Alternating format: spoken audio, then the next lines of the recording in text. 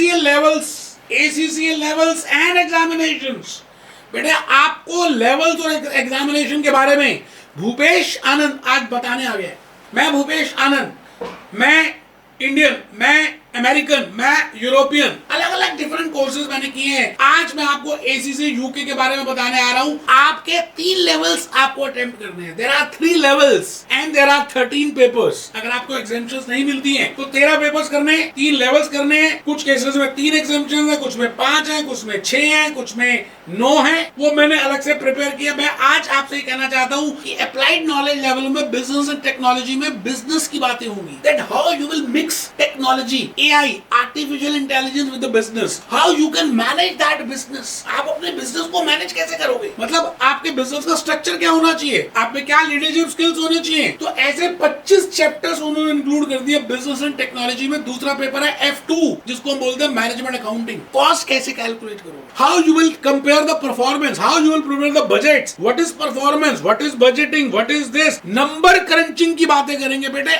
F2 management accounting. और हम आगे F3 फाइनेंशियल अकाउंटिंग में, जो आपने 11th-12th में फाइनेंशियल अकाउंटिंग ऑलरेडी पढ़ा हुआ है, नहीं भी पढ़ा हुआ तो बड़ा इजी है। अकाउंट्स की बातें होंगी, फाइनेंशियल स्टेटमेंट्स बनाएंगे, एंट्रीज करेंगे, ट्रायल बैलेंस प्रिपेयर करेंगे, जॉइंट वेंचर की बातें करेंगे, पार्टनरशिप, मतलब आपको फाइनेंशियल अकाउंटिंग के बारे में बताया जाएगा। अप्लाइड नॉलेज लेवल में 3 पेपर है, होम बेस्ड एग्जामिनेशन दे सकते हैं, 50% मार्क्स पास होता है, 2 घंटे का पेपर है, 100 क्वेश्चंस हैं, ऑब्जेक्टिव टाइप है। मैं आ गया अप्लाइड स्किल लेवल। बेटे अप्लाइड स्किल लेवल में जो पेपर्स है ना, ऐसे बेहतरीन सोने कोहिनूर के हीरे, मतलब एक हीरा होगा corporate and business law F4, वो बताएगा। उसमें आप डिसाइड कर सकते हैं कि आपको इंग्लिश लॉ पढ़ना है या आपको दूसरा लॉ करना है। इसी तरह से टैक्सेशन में आपको डिसाइड करना है कि आपको इंग्लिश टैक्स, यूके टैक्स पढ़ना है, दुबई टैक्स पढ़ना है।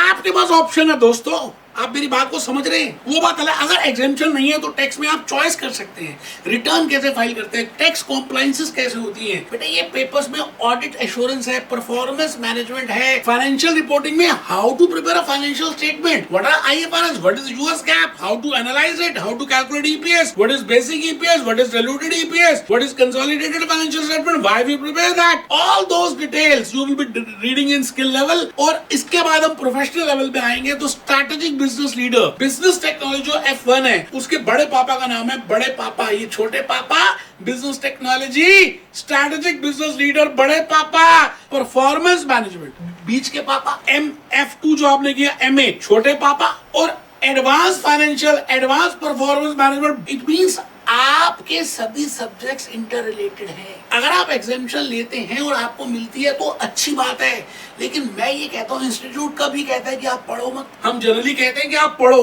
पेपर मत दो, उसके क्वेश्चन की प्रैक्टिस मत करो, लेकिन हम वो लेक्चर्स फ्री में देंगे आपको, वो बातें फ्री में बताएंगे जो आपको एग्जाम टाइम, जिससे कि आपका जो बेस है, क्योंकि बेबी को बेस पसंद है, तो वो बेस आपका स्ट्रॉन्ग हो जाए। फॉर एग्जाम्पल, अगर आप फाइनेंशियल मैनेजमेंट करने वाले हैं, है ना, तो financial management, advance financial management, and F9 is financial management and F3 is financial accounting. They are somewhat interrelated.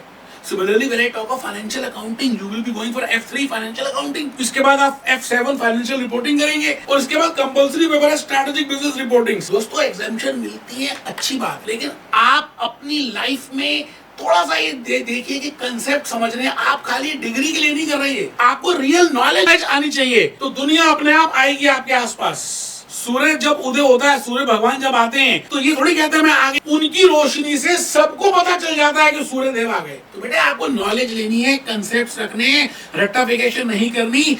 इन बातों के साथ अगर आप अडिग रहते हैं तो दिन दूर नहीं जब आपकी बिगिनिंग में 5 से 7 लाख की जॉब लगेगी। एज अ फ्रेशर की बात कर रहा हूँ, मुंह छोटा मत करो, धीरे धीरे आपका एक्सपीरियंस, आपकी स्किल्स, आपकी बातें आपके 4 चांद लगा देंगी। और कोई भी गाइडेंस चाहिए, कोई बात पूछनी है, मैं आपसे फिर रिपीट करता हूँ कि मैं दिल्ली सिचुएटेड हूँ, मैं दिल्ली में हूँ, लेकिन मेरा दिल आपके पास है। आप जूम में, आप गूगल मीट में मेरे से डायरेक्ट 1-to-1 कॉन्टैक्ट कर सकते हैं। आप पढ़े मेरे से या ना पढ़े, मैं I will feel happy to answer your questions. I will feel happy कि मैं आपको कुछ गाइड कर पाया। तो मिलते हैं इन्हीं बातों के साथ। मैं भूपेश आनंद, लाइक कर सकते हैं, शेयर कर सकते हैं, आपकी इच्छा है, लेकिन कहते हैं कि हम जब अच्छा जहां बनाएंगे तो सबके लिए अच्छा होना चाहिए, सबका भला हो। मिलते हैं दोस्तों।